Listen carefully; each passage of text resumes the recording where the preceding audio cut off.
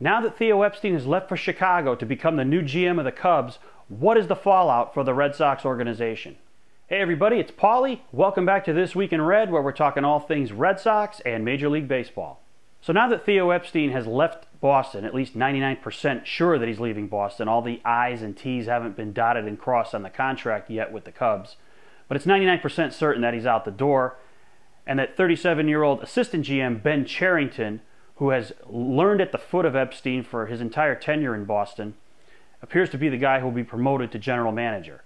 And I think that's a good thing for the Red Sox, because Cherington knows how Epstein worked, and he's involved with the organizational philosophy of the three owners of the team, John Henry, Tom Werner, and Larry Lucchino.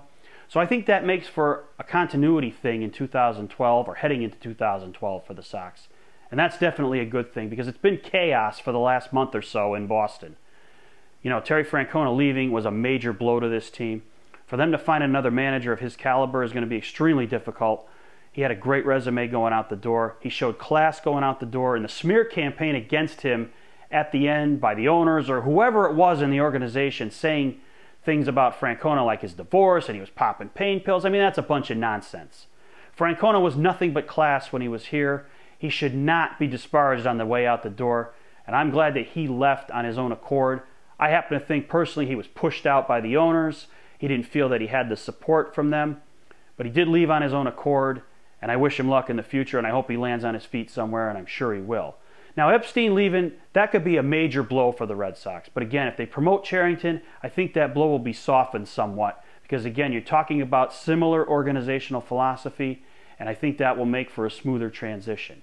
Now, they could look outside the box for somebody like Billy Beane, or somebody else from the outside that kind of shares that Red Sox organizational philosophy.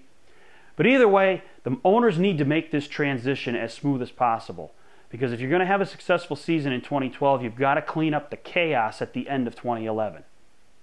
Now, I don't happen to think that beer drinking and chicken eating and card playing in the clubhouse, look, that should not be going on during games. And that is the fault of the manager. But at the same time, this team did go 81-42 in the middle of the season, and I highly doubt that there was not beer drinking, chicken eating, and card playing during that period as well. So you got to take those accusations with a grain of salt. I'm not saying I approve of those things, and those pitchers that are accused certainly should be in the dugout during the game. But come on, the Red Sox ran out of gas at the end and had trouble starting at the beginning in April because I don't think they were in shape. The conditioning was terrible on this team from everything that we've read, so they need to straighten that aspect of it out. If they can do that, I think they'll come back with a pretty good team next year. I don't know what's going to happen with John Lackey. I do know Carl Crawford's going to be back, and I don't think it's fair, as I've said before, to judge this guy off 1 year of a 7-year contract.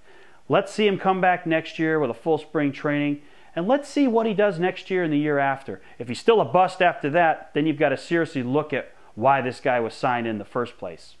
But as for Epstein, you know, losing a guy like this as a general manager is never a good thing. He's got a proven resume of success. Yes, I have issues with him. I didn't like J.D. Drew here. I didn't like Julio Lugo here. I loved Edgar Renteria here. He didn't work out either. But you know what? Every GM, whether it's Epstein or Brian Cashman or anybody else, is going to have hits and misses. And I think Epstein had quite a few more hits than misses, and that's why he produced 2 championships. And he's going to be sorely missed in Boston. There's no question about it. But again, if Ben Cherington is promoted, I think the transition will be smoother, and the Red Sox will go into 2012 with a more solid foundation. But what do you guys think? Do you think that Epstein leaving is a catastrophe for the Red Sox? Or do you think promoting Ben Cherington will make things easily smoothed out as we head into 2012? Thanks for watching. Don't forget to subscribe and tell all your friends about This Week in Red.